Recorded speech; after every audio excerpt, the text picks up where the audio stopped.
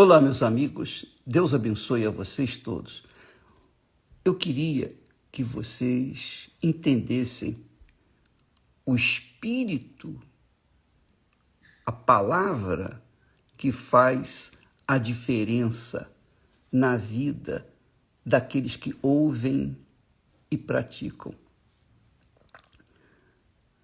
Não na vida dos que ouvem e não praticam, mas aqueles que praticam, que obedecem, que exercitam aquela palavra, a palavra de Deus, é como se elas estivessem obedecendo o próprio Deus, Deus falando com ela, faça isso, e ela faz, faça aquilo, ela faz, ela obedece. Só que, como Deus é espírito, ele não aparece fisicamente para ninguém, para falar, nem usa profetas, embora existem profetas, pessoas que pregam a palavra de Deus. Profeta é aquele que prega a palavra de Deus, que ensina a palavra de Deus, que fala o que está escrito na palavra de Deus, que faz ecoar a voz de Deus, a palavra dele, através da sua boca. Então, quando nós pregamos a palavra de Deus, nós estamos profetizando. Nós estamos... Agora, não existe aquele profeta no sentido adivinhador, não existe, isso não existe. Nos tempos bíblicos, quando não havia a palavra escrita, a palavra só foi escrita pelos sacerdotes, pelos escribas judeus. E, naquela altura, só eles sabiam ler e escrever. Eles aprenderam a palavra para poderem escrever a mensagem que Deus queria. Moisés, por exemplo, foi instruído para escrever o Pentateuco, quer dizer, os 5 primeiros livros da Bíblia. Então, quando se reverbera essa palavra, quando se prega essa palavra, é Deus falando através daquela pessoa. Mas é aquela palavra que está escrito, não é aquela palavra que se inventa por aí. Não, fulano, você deve casar com cicrano, beltrano, Deus está me dizendo que você deve viajar, que você não pode viajar. Mentira, isso é do diabo. Esse tipo de profeta é enganador, é mentiroso, é usado pelo espírito enganador. E muita gente, infelizmente, desgraçadamente, e até gente capaz, inteligente, tem dado ouvido a esses profetas, ou profetas. Então, a profecia é a palavra de Deus. Por exemplo, Jesus disse assim: o que dará o homem em troca de sua alma? O que adianta o homem ganhar o mundo inteiro e perder a sua alma?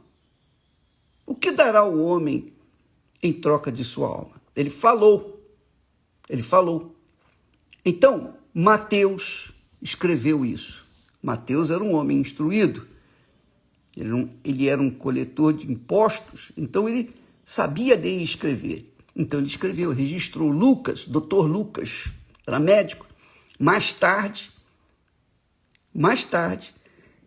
ele se converteu e também procurou saber da vida de Jesus. Ele escreveu. Marcos também escreveu. E João, que andava com Jesus, também escreveu. Todos eles foram instruídos, eram instruídos, sabiam escrever, então eles escreveram. Quando eu falo, por exemplo, eu falo assim, ó, Jesus disse que conhecereis a verdade vos libertará. Então, eu estou repetindo o que Jesus falou. Eu não estou falando por mim mesmo. Eu não estou ensinando algo, uma ideia, ou passando uma ideia que eu recebi. Não. Então, eu queria que você soubesse o seguinte: o que adianta o homem ganhar o mundo inteiro e perder perder a sua alma. Então, Jesus mostra, através dessa palavra, que não existe nada mais precioso, mais rico, mais grandioso do que a alma humana. Então você pode ser pobre, você pode viver no charco, você pode ser a última das criaturas desse mundo, mas você tem uma riqueza incalculável, imensurável, uma riqueza tão grande, tão grande, tão grande quanto a minha riqueza, que é a minha alma. Então, todos os seres humanos têm uma riqueza, carregam consigo, dentro de si, um tesouro imensurável, infinito.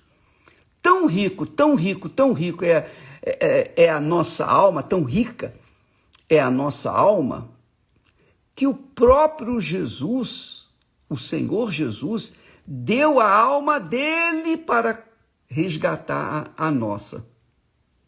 Ele pagou o preço da sua alma, da minha alma, com a sua própria alma. Então, quando eu falo assim, eu estou simplesmente profetizando aquilo que está escrito. Eu estou repetindo. Porque Deus, como é Espírito, ele fala através dos seus servos.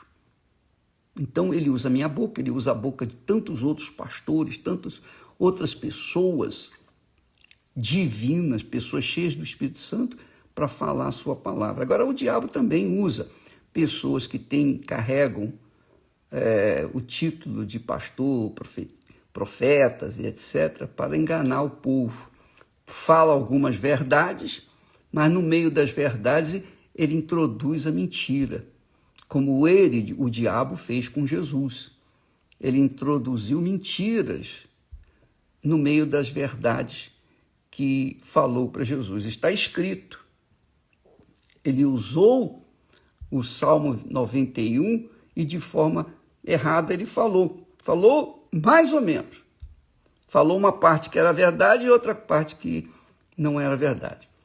Então, amiga e amigo, preste atenção. Jesus disse: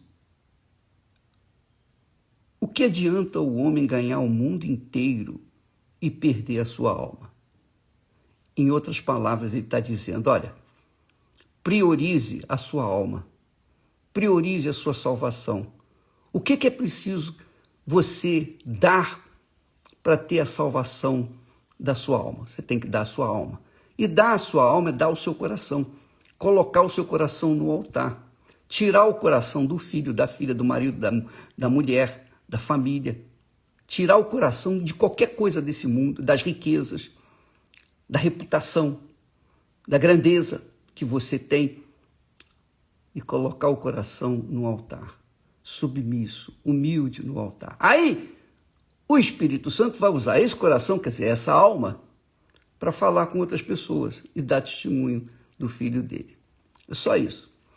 Agora, quando a pessoa não dá ouvidos à voz de Deus, falada através dos seus servos, então essa pessoa obviamente não crê.